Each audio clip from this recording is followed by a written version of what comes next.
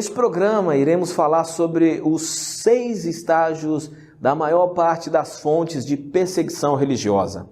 Esse texto foi baseado no site da missão Portas Abertas. Universalmente, não existe uma definição acerca da perseguição religiosa. Entre várias instituições, o conceito é visto por diferentes perspectivas.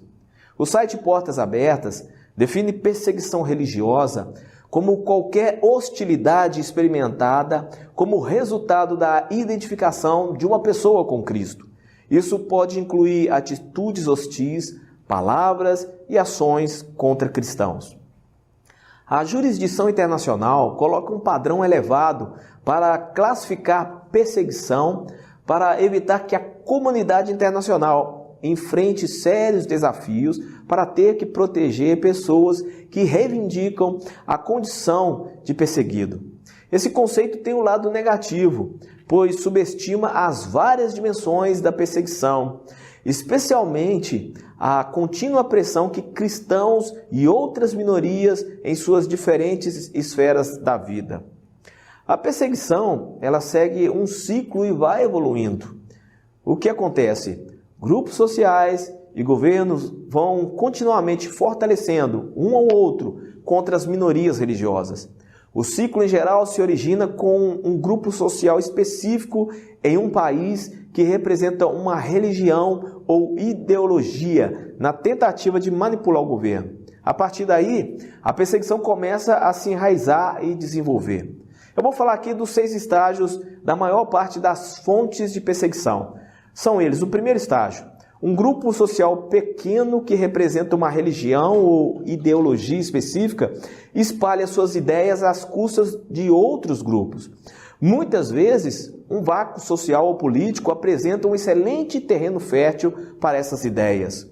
Segundo estágio, movimentos fanáticos crescem a partir desse grupo inicial ou se reúnem em torno dele para exercer pressão sobre a sociedade e o governo por meio de estratégias de mídia ou de ataques físicos a membros de outros grupos. Terceiro, a violência perturba a sociedade, mas os governos e as forças de segurança deixam movimentos fanáticos impunes enquanto culpa outros grupos por serem a causa da agitação social simplesmente por ele existir. Quarto estágio, a ação de movimentos radicais é reforçada e atrai mais e mais adeptos. Isso resulta em uma maior pressão sobre o governo para que colabore com a sua agenda e também há mais pressão ou violência contra outros grupos. Por vezes, cidadãos se unirão por medo em vez de se unirem por convicção. Quinto estágio, por fim, a sociedade e governos pressionam membros de outros grupos até o ponto de quase sufocá-los. Isso se estende a todas as esferas da vida e da sociedade. E sexto e último estágio, o ambiente cultural todo ele é tomado pela agenda do grupo social altamente encarregado que representa uma religião ou ideologia, como disse no estágio 1. E a visão de mundo que está intrinsecamente ligada a essa agenda torna-se a principal fonte cultural. O intervalo do tempo em que as fontes de perseguição levam a se desenvolver, dos estágios 1 a 6, podem variar dependendo do contexto do país e do tipo de perseguição.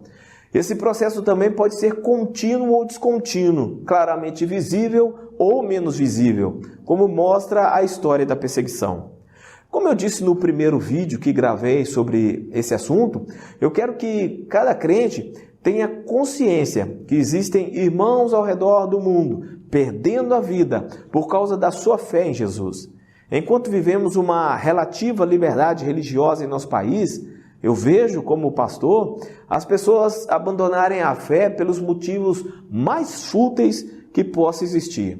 Para muitos, fazer parte de uma comunidade evangélica é apenas uma programação para o seu fim de semana. E não se preocupam com a excelência de viver e ser parte do reino de Deus. Existem crentes nesses países em que é proibido pregar o evangelho, que são discriminados, ameaçados de morte a todo momento e abandonados pelos próprios familiares. Ore por eles. Ore por eles.